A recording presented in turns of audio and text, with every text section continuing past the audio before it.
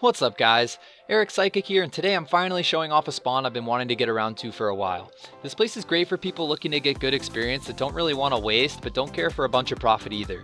The spawn I'll be showing you guys is known as the Old Fortress, or Edron New Heroes, but that name is lame and not creative at all. I mean, look at the place, it's the ruins of a building with vicious squires and renegade knights running around. Alright, so anyways, the Old Fortress is located directly north of the mountain in Edron, or northwest of Cyclopolis. It's really not hard to find.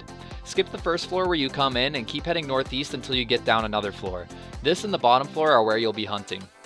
You should definitely wear a physical protection set while hunting here, and I would probably wear a shield too. I would compare the style of this spawn to Lizard City, where you're basically running around slaughtering hordes of monsters that are trying to close in on you and melee you. The key to maximizing your experience here is to always be moving, avoiding traps, and knowing the right spots to UE and when to just skip a single monster in order to move on to a larger group. I think that's where most people mess up when it comes to getting top experience rates in spawns like this, Lizard City, Benuta, etc. Anyways, for supplies, I used to bring around 300 or 400 Great Manas and 1000 Avalanches before Ultimate Manas came out, but since then I pretty much carry around 350 Ultimate Mana Potions and around 1300 Avalanches, which should definitely get you at least an hour here. Rather than explain the whole route I follow in here, I'll put a picture in the description so you can look at it if you'd like.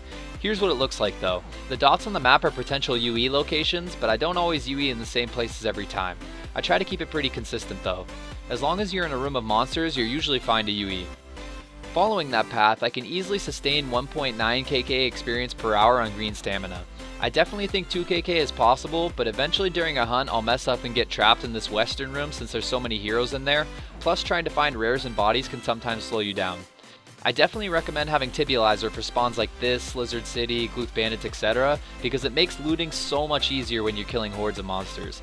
I'll put a link to that in the description as well. I main a sorcerer and my fire UE really isn't the best here, so I honestly believe druids could maintain 2kk an hour hunting here and possibly even more. I do hunt the spawn near max potential though, so there's not a whole lot of room for improvement without a higher spawn rate. Since I only stop to pick up rares, the loot here is pretty hit or miss. I have a million different loot picks from a while back when I first started hunting here, and as you can see the profit and waste would bounce back and forth between minus 40k and positive 40k over these 9 hunts, so on average I lost about 4k per hunt. But honestly, that's not bad at all for the experience you get here.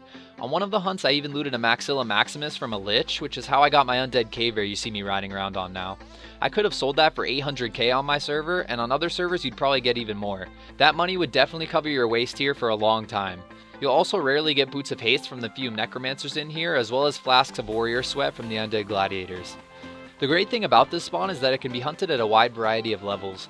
You could probably come here as early as level 100 and hunt it carefully, but you definitely won't be making 1.9 kk an hour.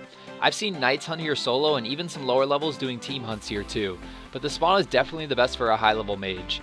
I'm going to give it a general recommendation of 200 plus to be able to tank all the monsters and get the good experience here, since having the tile speed boost is a huge help.